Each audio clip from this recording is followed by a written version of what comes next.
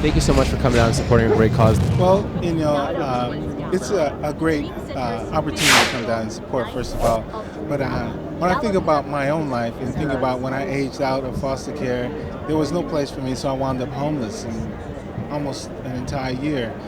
And now it's nice to see that there are people who understand now the need for people who age out.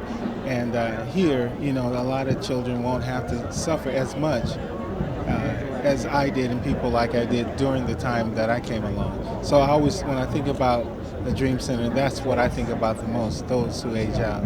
You're a truly inspirational figure. You wrote Finding Fish, which is an autobiography. What's the hardest part about writing one of those? Being truthful.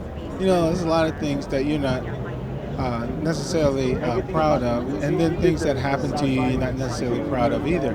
But you do realize at the time I was writing it, I felt like there were other people, younger people, and people who were older than I was, that had gone through the same thing and was going through that. And for me to have a voice and be able to say something and say that it had happened, and these things do go on, and for people who didn't know, that just like people who are here tonight trying to support children and people who are homeless and all of it, that's what my book Finding Fish kind of spoke to, all those different issues. And I was unfortunately had been affected by a lot of different things, but as you know, everything turned out all right. You said the hardest part was being truthful. Was there any filters when you wrote it, or is this 100% just out there, open into your life? Well, yeah, it was 100% open. As I began being honest, honesty made me feel like getting it more of it off my shoulders.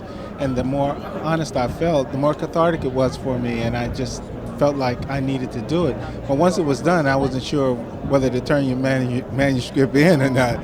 So I took a swig of something and decided to, I just sent it. When did you turn into Antwone Fisher, the motion picture? No, actually, I wrote the movie first.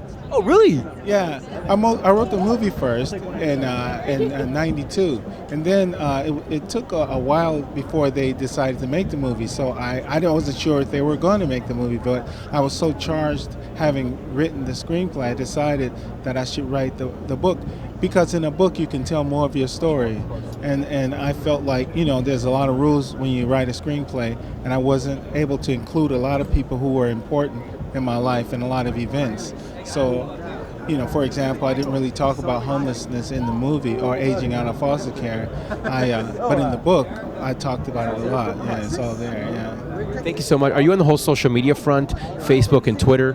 I want people to start following you because you're truly an inspirational person, and today is all about second chances, and if we can kind of connect with you, I think you would have a lot of impact on a lot of people. Okay, so it's Antwone_Fisher.